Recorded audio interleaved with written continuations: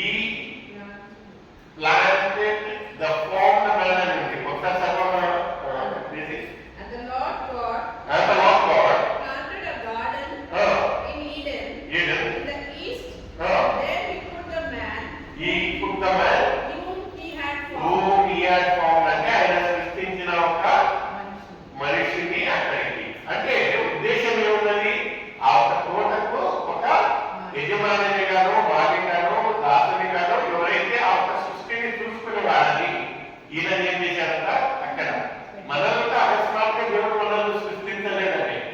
మీరు అర్థమక్కడి ఎంతో మనము కొన్ని మంది నడిగినట్టు అయితే నీ ఉద్దేశం ఏంటి? ఈ యొక్క సమస్య నాకు డామినిక్ సెకండ్ ఇయర్ పాస్ అయిన తర్వాత చాలా మటుకు ఫేస్ చేశాను.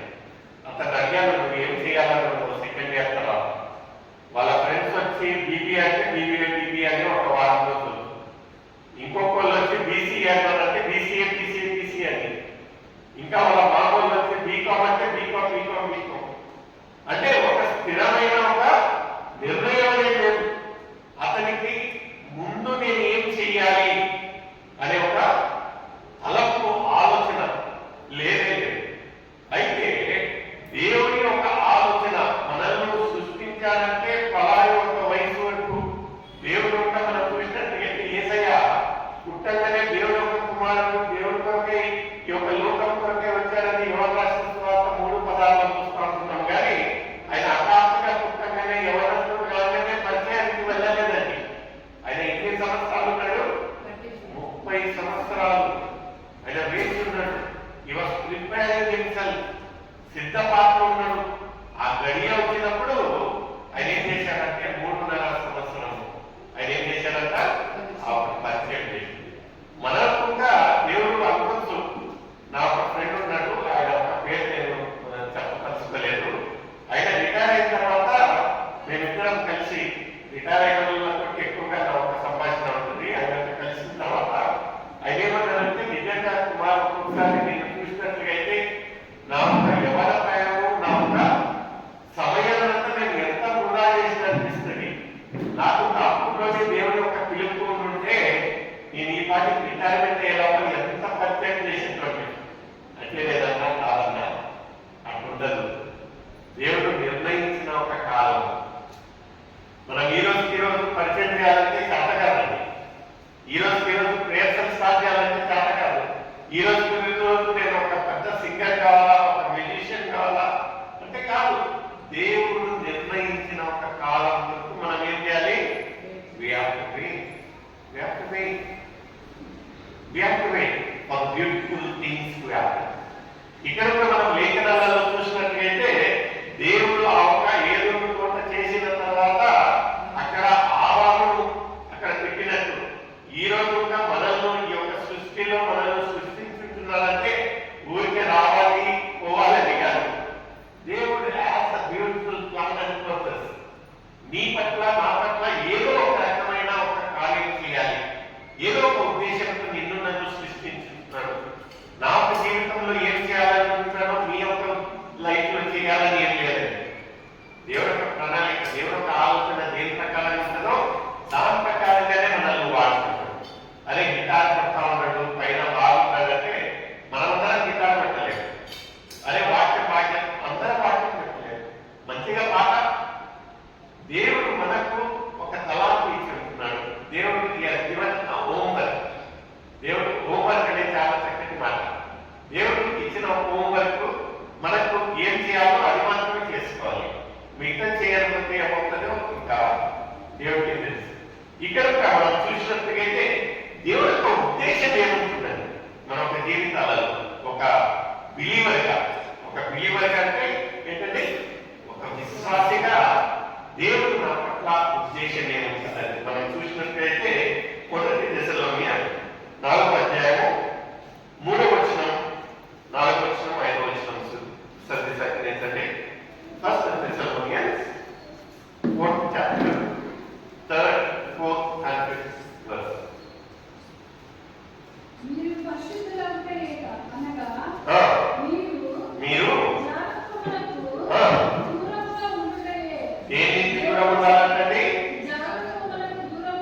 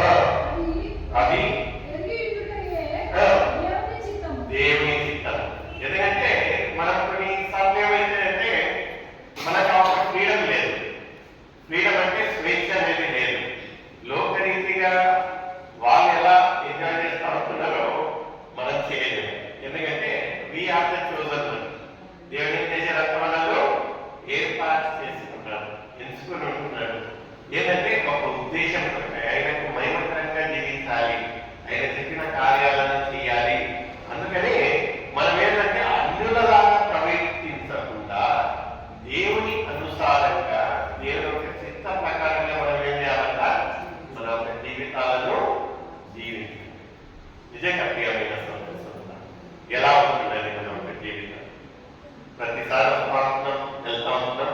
మన ఆత్మీయ జీవితం ప్రకారంగా దేవుడు ఒక ఉద్దేశం ఏముంటున్నది అనేది మనం చూసినట్లయితే ఎంత చక్కగా చెప్తా ఉంటున్నాడు. కొన్నిసార్లు ఏమైతే పెట్టి ఎందుకబ్బా ఇంకా అందరూ ఎంజాయ్ చేస్తూ ఉంటారు కదా, అందరు ఎంత లోకరీతిగా ఉంటున్నారు కదా, నేను ఎందుకు ఇలా ఉండాలి, నేను ఎందుకు అలా చేయాలి కదా. మనం తల్లిదండ్రులు ఎక్కువ శాతం ఇక్కడ ఉంటున్నారు. మన పిల్లలు కొంచెం విచిత్రమైన కోరికలు కొడతారు. ఒకసారి పిక్చర్లకు పోతాము, ఇటాకి బట్టలు వేసుకుంటాము, అటాకి పాటలు వింటాము, ఇటాకి చేస్తాము. అంటే మనం ఏమంటామంటే ఫస్ట్ మనము అలా చేయదు. ఎందుకంటే అందరూ మనల్ని గమనిస్తూ ఉంటున్నారు కనుక మనం ఏం చేయాలంటే మనకు ప్రెజెంట్ మనం ఒక్కొక్కసారి మనకు నిజాయితీ ఏంటి ఆ ఒక దశలో మనం వచ్చినట్లయితే ఎవరన్న దశలో ఎందుకు తల్లిదండ్రులు మనకి ఇంత ఇబ్బందికరంగా నిర్ణయాలు తీసుకుంటా ఉంటున్నారు, అయితే అది ఏ రీతిగా వాళ్ళు నిర్ణయం తీసుకుంటా ఉంటున్నారు అనేది ఎవరు గమనించారు. అలాంటప్పుడు మనం ఏం చేయాలంటే ఇదే మొదటి దశలోనే 5వ అధ్యాయము 18వ వచనం. మనము నిజంగా ఒక దేవుని హత్తుకొని జీవించే ఒక విశ్వాసం అయితే ఎలాంటి ఒక పరిస్థితి ఉన్నదో మనం ఏం చేయాలంట, దేవుని స్తుతిస్తా ఉంటాము. నిజంగా ఈ రోజు ఇలా చేసుకుంటూ అన్యులు ఎంజాయ్ చేస్తూ ఉంటారా, మనం మౌనంగా ఉన్నామా, దేవానికి స్తోత్రం. అయితే మనం బాధపడతాం కదా, ఎందుకు వాళ్ళకి వచ్చిన స్వేచ్ఛ నాకెందుకు లేదు, వాళ్ళు ఎంత ఎంజాయ్ చేస్తూ ఉంటారు, వాళ్ళు ఇటాకి చేసుకుంటారు అటాకి. అయితే దేవుడు మన కొరకే అక్కడ సిద్ధపరిచేసిన భవనాల కొరకే మనము వేగపడాలి, మనము దాని గురించి ఆలోచపడాలి. కానీ ఇక్కడ లోకరీతిగా ఉండేది కాదు. చదవడమా 5:18. ప్రతి విషయమునందును ప్రతి విషయమునందును చెల్లించుడి. ఆ, ఇలాగు చేయుట యేసుక్రీస్తునందు ఆ, నీ విషయములో దేవుని దేవుని చిత్తము. చిత్తం, మన చిత్తం కాదు. మనం ఇలా చేసినట్లయితే సలిగి కొరికి చేసినట్లయితే దేవుడు ఇంకా బాధ అనిపిస్తుంది కదా.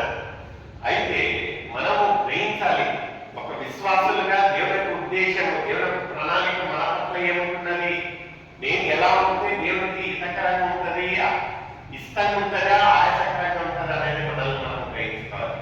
నిజంగా ప్రతి ఒక్క విషయంలో మనం ఏం చేయాలంటే దేవానికి స్తోత్రం.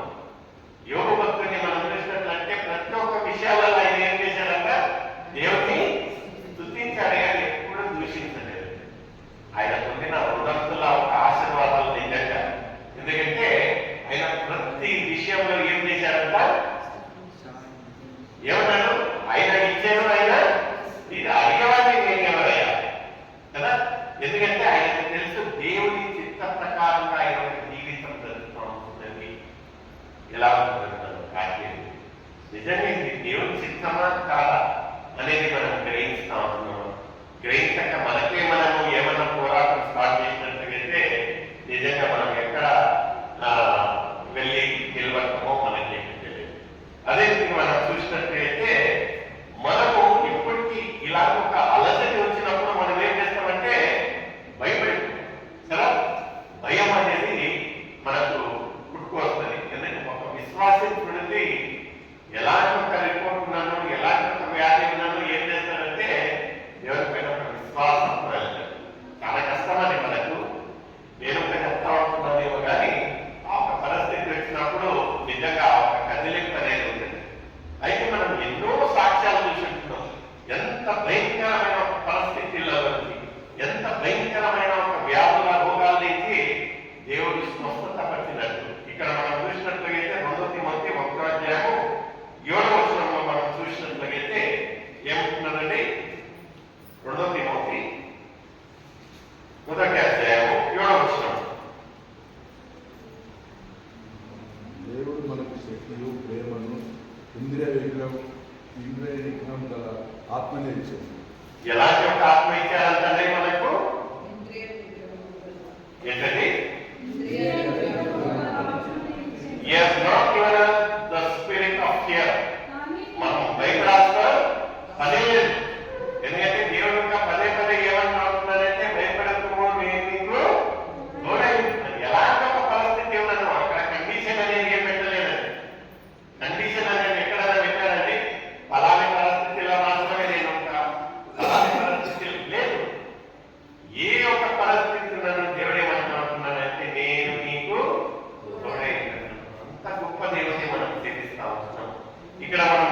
చూసినట్లయితే యోగు 25వ అధ్యాయం 2వ వచనంలో యోగుకు తెలుసండి దేవుడి పైన ఒక నమ్మకం. ఎలాంటి ఒక నమ్మకం అంటే ఆయనకు తెలుసు ఇలాంటి ఒక శోధనలకు అధిపతి ఎవరైతే అన్నిటిపైన ఒక ఏమంటారు కంట్రోల్ ఉన్న వ్యక్తి అంటే దేవుడు మాత్రమే. ఇక్కడ 25వ అధ్యాయం 2వ వచనం ఏమంటున్నారు ఒకసారి చదవగలమా?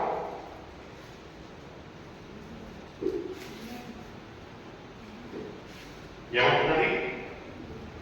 యోగు 25వ అధ్యాయము 2వ వచనం. అధికారమును వీరత్వమును ఆయనకు తోడైనది. ఎవరికి తోడైనదండి? దేవునికి.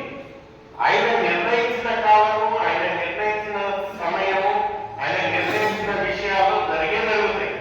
సో మనం కొత్తగా తలకాయ చెప్పుకోవాల్సిన పని లేదు. ఎందుకంటే ఆయన ఒక ఉద్దేశాలు అన్నీ మనకు మంచియే జరగాలని అనుకున్నారు, కానీ ఆనందం కలిగించేది మాత్రం కాదు. ఎందుకంటే ఇది బ్యూటిఫుల్ గుడ్ గాడ్ అనమాట. మంచి దేవుడు కనుక ఆయన ఒక ఆలోచనలన్నీ మంచిగానే ఉంటాయి. మన ఆలోచనలు ఎలా ఉంటాయో మన క్రియలు కూడా మన పనులు కూడా అలానే ఉంటాయి. అయితే మనం ఏం చేస్తామంటే మనకు ఆ ఒక ఓర్పు అనేది ఉండదు. మనం ఏం చేస్తాం, ఎందుకు ఈ పరిస్థితి వచ్చింది, ఎందుకు ఈ దేవుడు నా మాట వినట్టువా, ఎందుకు దేవా ఎన్నిసార్లు మొదలుపెట్టాను, నేను ఎంత చేశానని మనము ఏం చేస్తామంటే మనకు కొద్దిగా ఉండేది ఏమంటున్నదంటే ఓర్పు కదా. ఓర్పు చాలా తక్కువ. అయితే విశ్వాసులుగా మనకు ఉండాల్సింది ఆ ఒక ఓర్పు, శాంతి, సమాధానం అనేది. మనం చూసినట్లయితే హబక్కు 1వ అధ్యాయము 2వ వచనంలో ఏమంటున్నారండి? ఇక్కడ చూసినట్లయితే నిజంగా ఒక వ్యక్తి ఒక ఓర్పు గురించి ఎంత చక్కటి మాటలు ఉంటున్నాయి. ఒకసారి చదవడమ్మా. 1వ అధ్యాయము 2వ వచనం తీసుకురావాల్సింది సేకరించండి. యెహోవా నేను మొరపెట్టినను నువ్వు ఎన్నాళ్ళు